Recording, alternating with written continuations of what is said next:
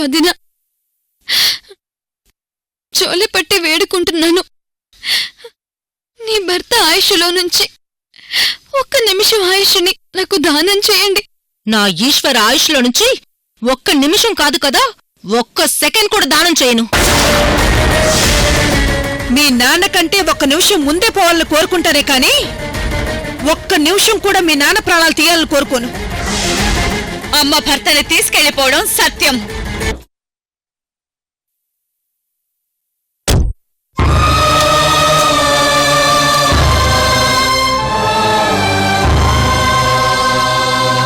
సౌభాగ్యదేవికే వైధవ్య గ్రహణమా,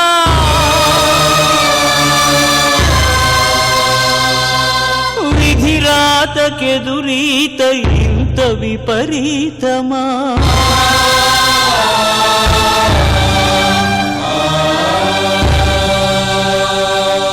సౌభాగ్యదేవికే వైధవ్య గ్రహణమా, విధిరాతకెదురీత ఇంత విపరీతమా. కల్లోల భూతాల కలికాల ఘోరమా, కల్లోల భూతాల కలికాల ఘోరమా. మహిమ కోల్పోదివా మాంగళ్య మంత్రమా.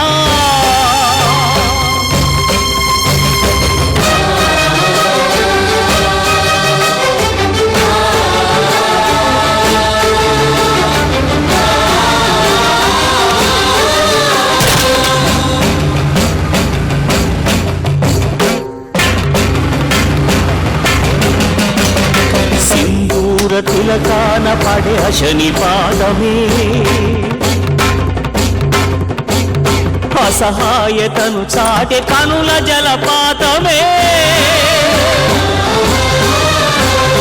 బ్రహ్మముడి విడదీసే వికటాట్టహాసమే,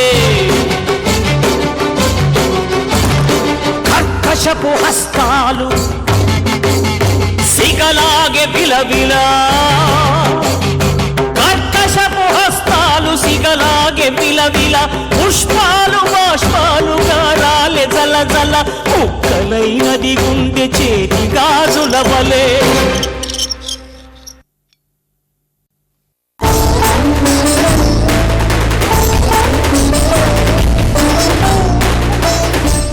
పరమేశ్వర, నా భర్త ఆయుష్ కోసం నేను చేసే ప్రయత్నాల వల్ల నా జీవితం మీద నాకే విరక్తి కలుగుతోంది. 1 నిమిషం పాటు తన భర్త ఆయుష్ని ఏ భార్య ఇవ్వదని నేను తెలుసుకోలేకపోయాను. నన్ను క్షమించు స్వామి, నన్ను క్షమించు. పార్థు గారి ప్రాణాలిక దక్కవని నాకు అర్థమైపోయింది. అందుకే నేను ఒక నిర్ణయానికి వచ్చాను. పార్థు గారి కంటే 1 నిమిషం ముందు పుణ్యస్త్రీగా నా ప్రాణాల్ని తీసుకెళ్ళిపో.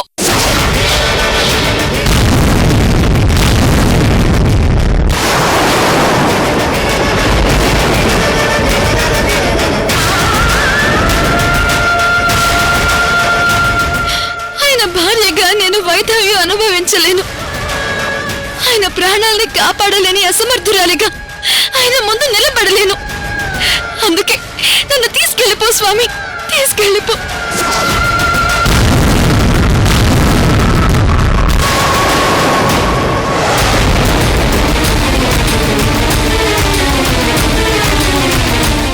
అయ్యో తల్లి, ఇవి నీ నోటి వెంట రావాల్సిన మాటలు కాదమ్మా.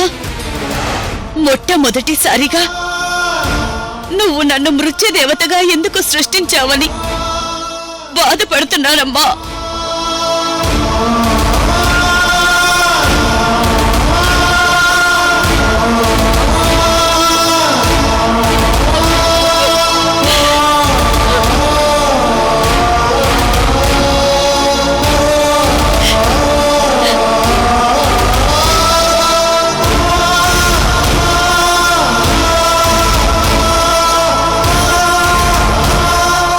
అమ్మా,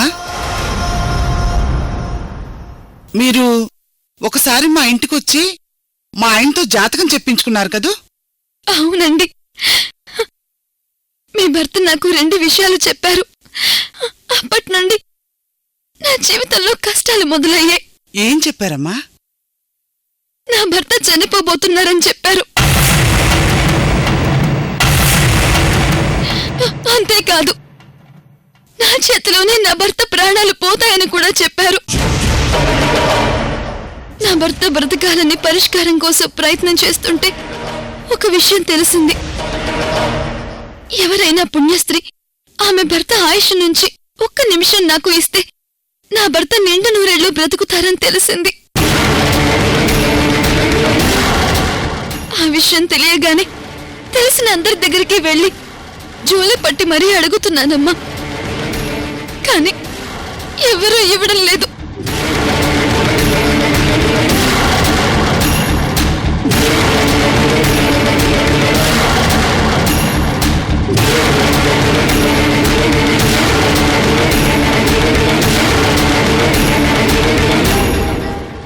చూడమ్మా, ఆయుష్ విషయంలో జాతకం ఎవరికీ చెప్పకూడదు.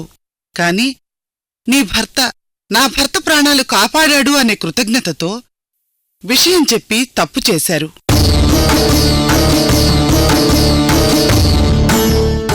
విధి ఎలా రాసుంటే అలా వదిలేయాలి కాని విధిరాతను ముందే చూపిస్తే సృష్టి అస్తవ్యస్తమైపోతుంది. అందుకే నా భర్త చేసిన పొరపాటుని నేనే సరిదిద్దుకుంటాను.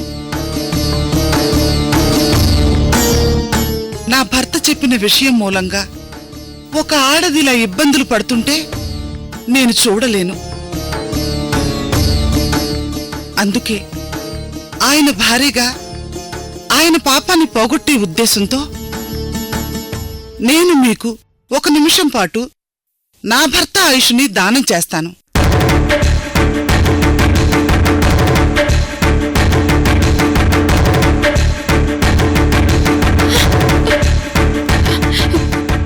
వద్దండి, అవతల మీ భర్త ఆయుష్. నువ్వింకేం మాట్లాడద్దు. ఇప్పటి వరకు నా భర్త ఎంతో మందికి జాతకం చెప్పారు. కాని ఏ ఒక్కరికి తమ ప్రాణానికి సంబంధించిన విషయం చెప్పలేదు. కాని ఇప్పుడు ఆయనకి చెప్పాల్సిన పరిస్థితి వచ్చింది. దాని ప్రభావం వల్ల ఒక కుటుంబమే అస్తవ్యస్తమైపోయే పరిస్థితి వచ్చినప్పుడు ఆయన భార్యగా మీ కుటుంబాన్ని సరిదిద్దే బాధ్యతని నేను తీసుకుంటాను.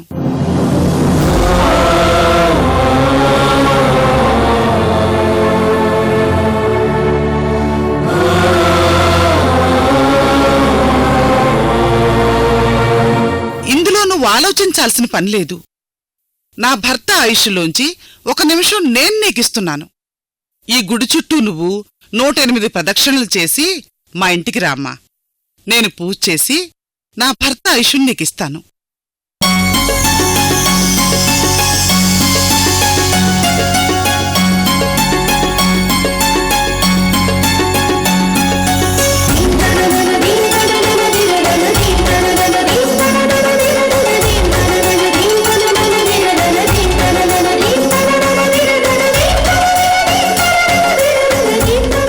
పరమేశ్వర,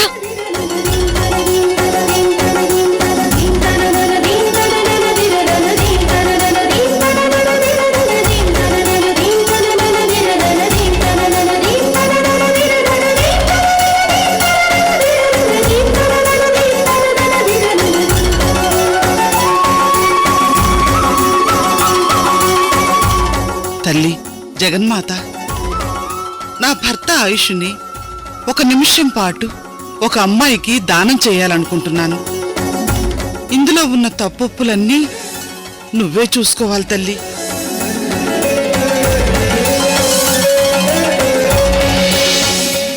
నా భర్త జ్యోతిష్యం చెప్పడంలో కొన్ని చెప్పకూడని విషయాలు కొంతమందికి చెప్పి ఉండవచ్చు.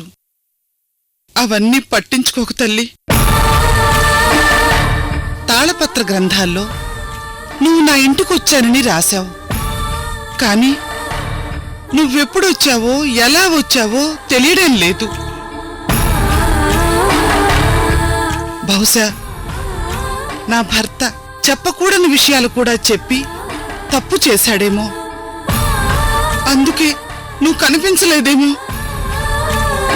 ఆ పాప పరిష్కారం కోసమే నేనిప్పుడు నా భర్త ఆయుష్ని ఆ అమ్మాయికి దానం చేయబోతున్నాను.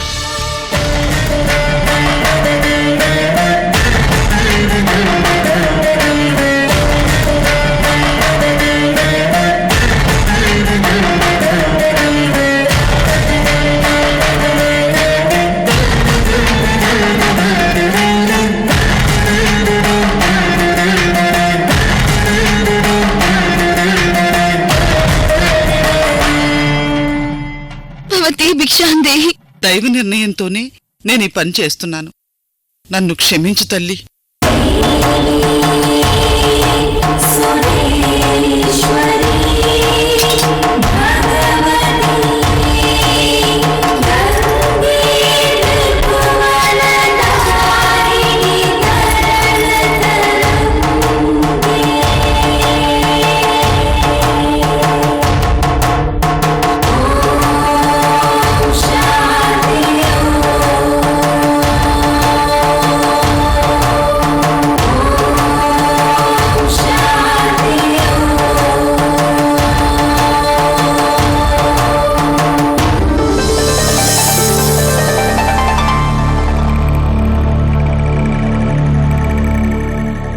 భవతి భిక్షాందేహి.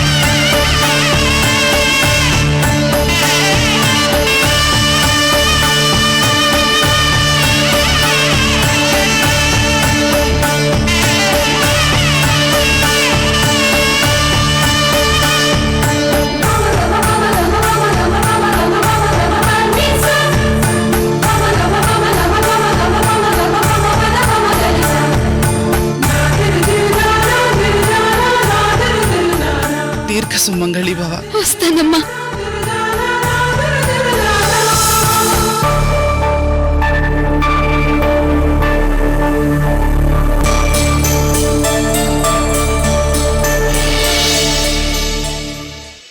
మృత్యుదేవత అమ్మకి ఆయుష్ దానం చేశారు, ఆయుష్ దానం చేశారు. చెప్పానుగా అమ్మకు సాధ్యం కానిదంటూ ఏమీ ఉండదని. అమ్మకి ఆయుష్ దొరికినంత మాత్రాన ఈ సమస్య పూర్తి కాలేదు స్వామి. గుడిలో సతీ సావిత్రి వ్రతం ఉంది. ఆ వ్రతం చేయడం అంటే మామూలు విషయం కాదు. ఈ వ్రతం ఏ విఘ్నాలు లేకుండా నిర్విఘ్నంగా జరిగాక ఆవిడ దానం చేసిన ఆ పసుపు కుంకుమల్ని ఎప్పుడైతే సతీ సావిత్రికి సమర్పిస్తారో అప్పుడే ఈ వ్రతం పూర్తయినట్లు. అప్పుడే అమ్మ భర్తకి ఆయుష్ లభిస్తుంది. కాని ఈ వ్రతం పూర్తయ్యేలోపు చాలా జరుగుతాయి. ఈ వ్రతం పూర్తవడం అసాధ్యం.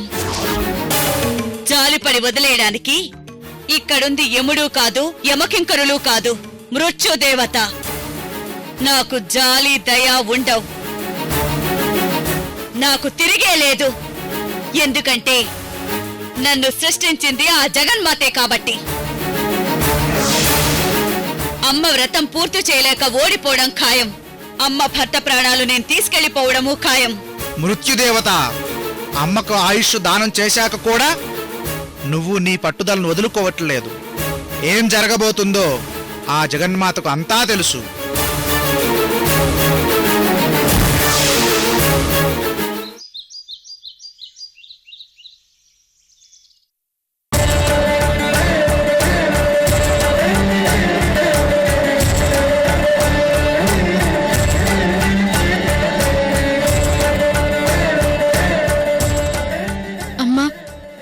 పరిస్థితుల్లోనూ ఈ వ్రతానికి ఏ ఆటంకం కలగకుండా నా చేత ఈ వ్రతాన్ని పూర్తి చేయించు. పార్థు గారికి నా వల్ల ఉన్న ప్రాణగండాన్ని తొలగించండి తల్లి.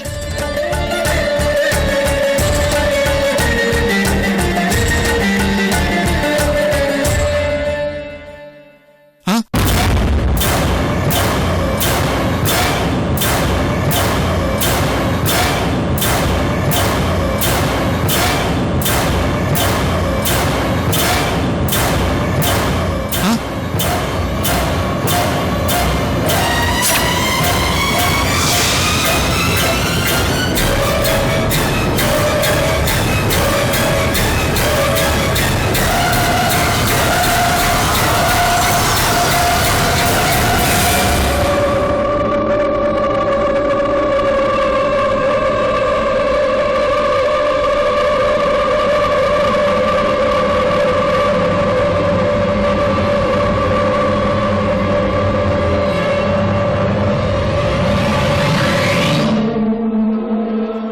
పూజ సామాన్లో ఇంకేం మర్చిపోలేదు కదా?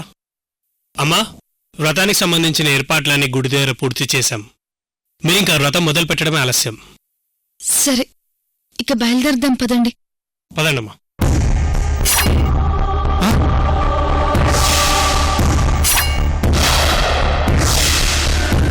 ఒక్క నిమిషం ఆగండి.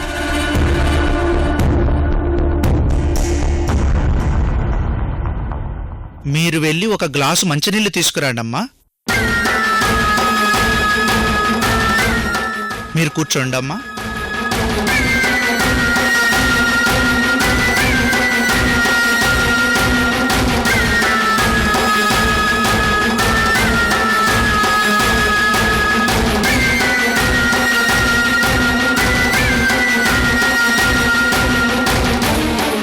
ఆ నీళ్లు త్రాగండి తల్లి.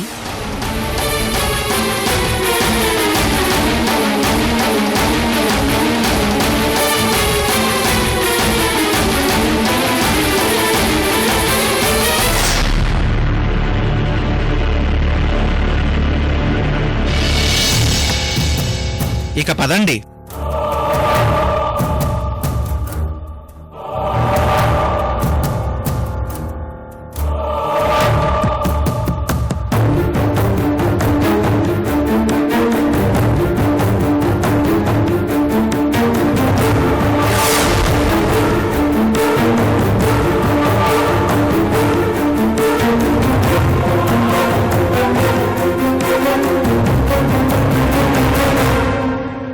ఏమైంది స్వామి?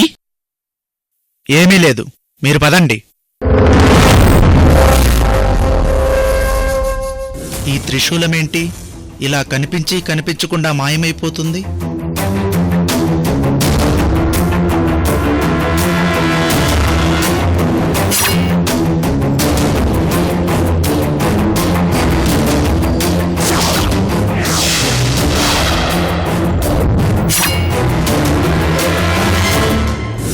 ఈ త్రిశూలమేంటి ఇలా వెంటాడుతుంది?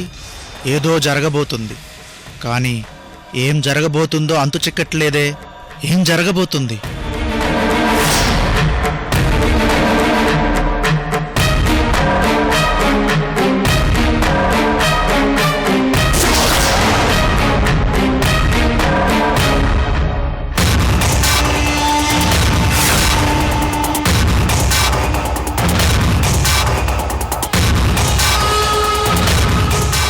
ఓం కాళనాగినే నమః, ఓం కాళనాగినే నమః, ఓం దైవశక్తియై నమః.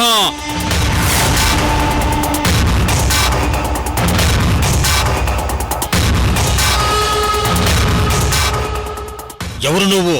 నేనెవరో మీకు తెలీదు, కానీ మీరెవరో నాకు తెలుసు. సరే, విషయమేమిటో చెప్పండి. విషకన్య.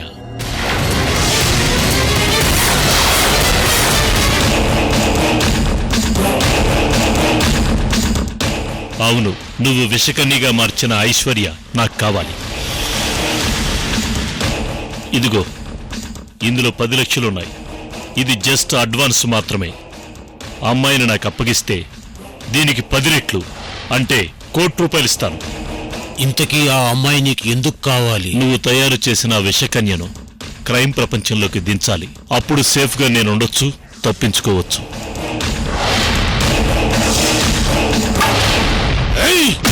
అమ్మా! అమ్మా!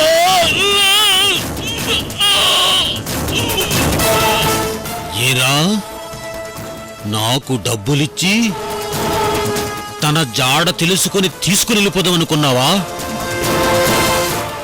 ఆ అమ్మాయితో నేను దైవ సర్పాన్ని స్వంతం చేసుకుని ఈ ప్రపంచం మొత్తానికే రాజవ్వాలని చూస్తుంటే నాకు డబ్బులిస్తావా?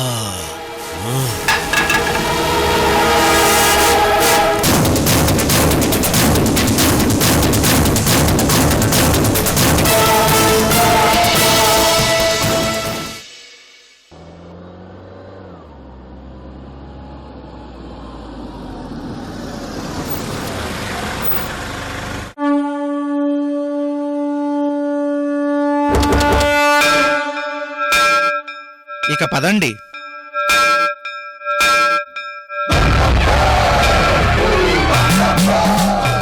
ఓం శివాయ నమః, మహేశ్వరాయ నమః, శంభవే నమః, పినాకినే నమః, శిశ్రేఖరాయ నమః, వామదేవాయ నమః, విరూపాక్షాయ నమః, కపర్దినే నమః, నీలలోహితాయ నమః, శంకరాయ నమః, శూలపానయే నమః, కట్వాంగినే నమః, విష్ణువల్లభాయ నమః, శివవిష్టాయ నమః, అంబికానాథాయ నమః, శ్రీకంఠాయ నమః, భక్తవత్సలాయ నమః, భవాయ నమః. మీ ఒడిలో ఉన్న పసుపు కుంకుమల్ని ఇందులో పెట్టండి అమ్మా.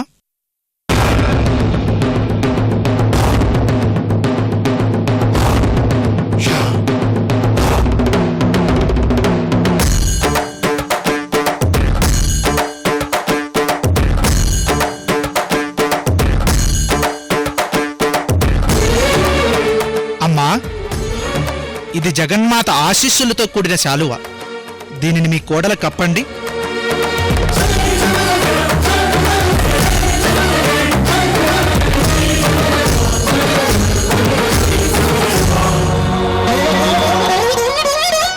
చూడమ్మా, ఈ పువ్వులు తీసుకుని బయట ఉన్న అమ్మవారి చెట్టుకి సమర్పించి తర్వాత ఆ చెట్టుకున్న ఆకుల్ని తెల్ల జిల్లేడు పువ్వులను తెంపి ధ్వజస్తంభం దగ్గరికి తీసుకుని రండి.